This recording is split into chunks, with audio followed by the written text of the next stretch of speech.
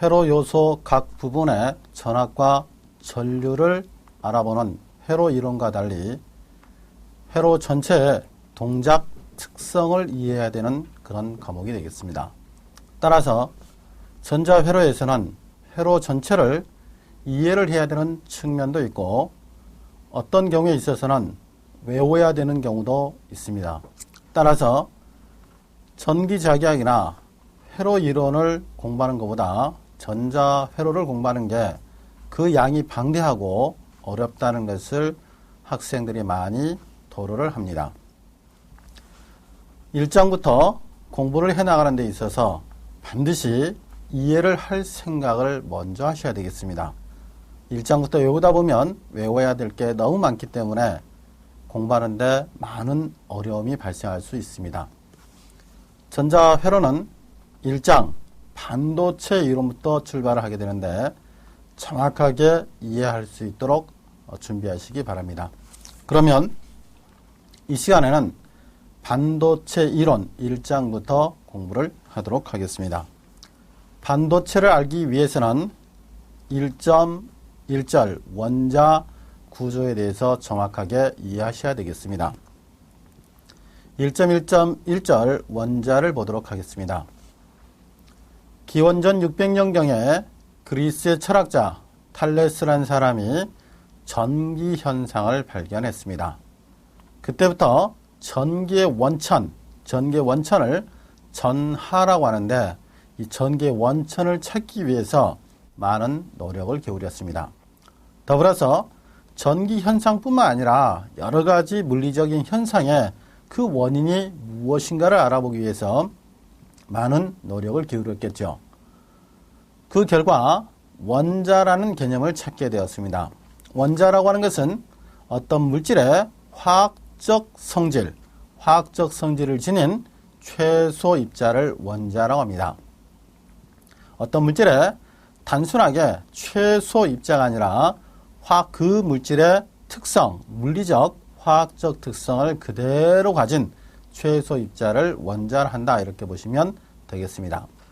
원자는 교재에서 그림 1.1 원자 구조에 나와 있는 것처럼 원자 내부는 원자 핵이라는 것과 원자 핵 주변을 궤도 운동을 하는 입자로 구성되어 있다. 이렇게 보시면 되겠습니다. 물론 미시세계로 들어가면 더욱더 작은 입자들이 존재하지만 전자회로에서는 여기까지 살펴보시면 되겠습니다.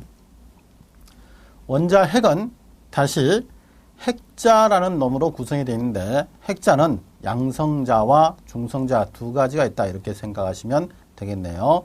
그래서 원자는 원자 핵을 구성하는 양성자, 중성자, 그리고 원자 핵 주변을 궤도 운동을 하는 전자로 구성되어 있다. 자, 그러면 이 양성자, 중성자, 전자가 각기 어떤 역할을 하느냐? 양성자, 중성자, 전자는 전기 특성과 밀접한 연관이 있다. 이렇게 보시면 되겠네요. 양성자는 통상적으로 전기적 특성에 플러스 특성을 보이는 그런 입자다. 전자는 마이너스 특성을 보이는 입자다. 이렇게 보시면 되겠고, 조금 전에 전기의 원천을 전하라고 한다라고 표현했는데 이 전하 중에서 플러스 전기의 원천, 이것을 양전하라고 합니다. 이 양전하에 해당되는 게 양성자, 그리고 마이너스 전기의 원천을 음전하라고 하는데 음전하에 해당되는 게 전자다. 이렇게 보시면 되겠고요. 그리고 중성자는 플러스 특성과 마이너스 특성을 갖지 않는다. 그렇기 때문에 전기적으로 중성이다라는 뜻에서 중성자라고 표현합니다. 원자 내부에 존재하는 양성자의 숫자와 전자의 숫자는 같습니다. 그래서 원자 내부에서 양성자의 숫자, 전자의 숫자를 가지고 원자 번호라고 표현합니다. 예를 들어서 원자 번호 6번 하면 기호로는 라지 C, 탄소가 되죠. 탄소 같은 경우는 원자 내부에 양성자도 6개, 전자도 6개 있다. 이렇게 표현할 수가 있습니다. 이때 양성자가 가지는 전기적 특성과 전자가 가지는 전기적 특성을 따져봐야 되겠죠. 전하가 가지는 전기량, 전하가 가지는 전기량을 전하량이라고 표현합니다. 양성자가 가진 전기량을 표현했을 경우에 전자가 가지는 전기량을 표현했을 때 그 값은 약 1.602 곱하기 10의 마이너스 19제곱 1.602 곱하기 10의 마이너스 19승 단위는 쿨롱이 되겠습니다. 그래서 양성자 한 개와 전자 한 개가 가지는 전기량은 같다. 따라서 원자는 정상 상태에서 양성자의 숫자와 전자의 숫자가 같고 한 개씩이 가지는 전기량이 같고 부호는 양성자는 플러스 극성, 전자는 마이너스 극성이기 때문에 정상 상태에서 중성이다. 이렇게 표현하시면 되겠습니다. 원자 핵 주위 궤도를 궤도 운동하고 있는 전자에 대해서 살펴보면 전자는 원자 핵과 일정한 거리를 유지하려는 특성을 가지고 있습니다. 원자 핵은 양성자가 들어있기 때문에 플러스 특성을 갖고 전자는 마이너스 특성이기 때문에 전기적으로 서로 당기는 전기적인 힘이 작용하는데 일정한 거리를 유지하기 위해서는 궤도 운동을 하면서 원심력을 이용해서 일정한 거리를 유지할 수가 있겠죠. 전자는 모두 다 같은 궤도를 운동하는 게 아니고 교재에 나와 있는 것처럼 K, L, M, N, O, P, Q 7개의 궤도를 따라서 돈다. 이렇게 보시면 되겠습니다. 이때 각 궤도 K는 궤도번호 1번, L은 궤도번호 2번 이와 같이 해서 궤도번호 7번까지 있었을 경우에 각 궤도에 들어갈 수 있는 전자의 최대 가능한 개수, 가능 개수, 확률적인 개수를 따져주는 것을 파울리의 베타율 원리라고 합니다. 이 파울리의 베타율 원리에 의하면 각 궤도에 들어갈 수 있는 최대 가능 개수는 확률적으로 따졌을 경우에 2 곱하기 n 제곱이다. 궤도 번호의 제곱 곱하기 2배 이렇게 생각하시면 되겠습니다. 예를 들어서 궤도 번호가 4번이다. 궤도 번호가 4번이면 4의 제곱이면 16이죠. 16 곱하기 2하니까 32. 그래서 4번 궤도 같은 경우는 최대 32개까지 들어갈 수 있다. 이렇게 기억하시면 되겠습니다. 물론 이제 여러분이 시험 보셨을 경우에는 이 파울리의 베타율 원리에 관한 뭐 시험 문제가 나온다든지 그런 일은 없을 것 같습니다. 다만 설명하는 문제가 나왔을 때 다음 설명 중에서 즉 선택지 중에서 틀린 거 골라라 이런 문제가 나왔을 경우에 선택지에 뭐 이런 내용이 들어갈 수도 있겠습니다. 각 궤도는 그림 1.2에 나와 있는 것처럼 전자 궤도 함수 S, P, D, F란 궤도 함수에 따라서 위치를 하게 됩니다. 그럼 1.2처럼 궤도 함수가 1번 궤도에는 S, 2번 궤도는 SP, 3번 궤도는 SPD, 4번, 5번 궤도는 F까지, 6번 궤도 D, 7번 궤도 P까지 해서 궤도 함수가 있었을 경우에 1.2에 나와 있는 것처럼 전자가 순서대로 오른쪽 위쪽에서 왼쪽 아래로 그은 대각선 방향으로 순서대로 전자가 채워진다. 이렇게 보시면 되겠네요. 그 순서에 따라서 채운 것이 예를 들어서 표 1.1번에 나와 있는 원자 번호에 따른 전자 배치가 그런 순서로 배치되었다. 이렇게 보시면 되겠습니다. 그림 1.3번에 보면 원자 번호 6번, 원자 번호 14번, 원자 번호 32번, 6번 탄소, 14번 실리콘, 32번 게르마늄에 있어서의 전자 배치를 표현해 놓은 것입니다. 이때 원자 핵으로부터 가장 바깥쪽 궤도를 최외곽 궤도 또는 가전자 궤도라고 표현합니다. 가전자 궤도 또는 가전자 대역이라고 얘기하고 가장 바깥쪽 궤도에 존재하는 것을 가전자 또는 최외곽 전자라고 표현을 하게 되겠고 여기까지는 원자 핵과 전자의 상호 인력이 작용하기 때문에 통상적으로는 원자 핵에 구속되어 있다 이렇게 표현합니다. 그래서 가전자까지를 구속전자라고 표현하고 이 가전자 상태에서 벗어난 것을 구속에서 벗어났다 해서 자유전자라고 표현을 합니다. 이 자유전자에 따라서 어떤 물질의 전기 특성이 결정된다 이렇게 보시면 되겠습니다. 자유전자가 발생한다라고 하는 것은 가전자에 있던 놈들이 어떤 형태의 에너지를 받아서 넘어갔기 때문에 자유전자가 됐다 이렇게 보시면 되겠습니다. 그러면 간단하게 한번 살펴보겠습니다.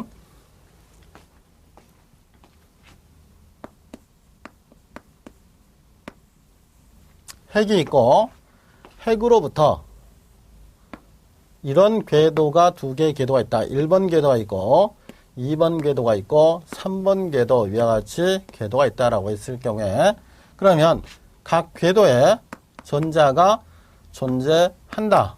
각 궤도에 전자가 존재한다면 이 전자와 핵 속에 존재하는 양성자 사이에는 인력이 작용하겠죠. 여기에서 여러분이 간단하게 생각해 보실 게 1번 궤도에서 2번 궤도로 갈 때하고 3번 궤도에서 2번 궤도로 갈 때 어느 쪽에 에너지가 더 필요할 것인가?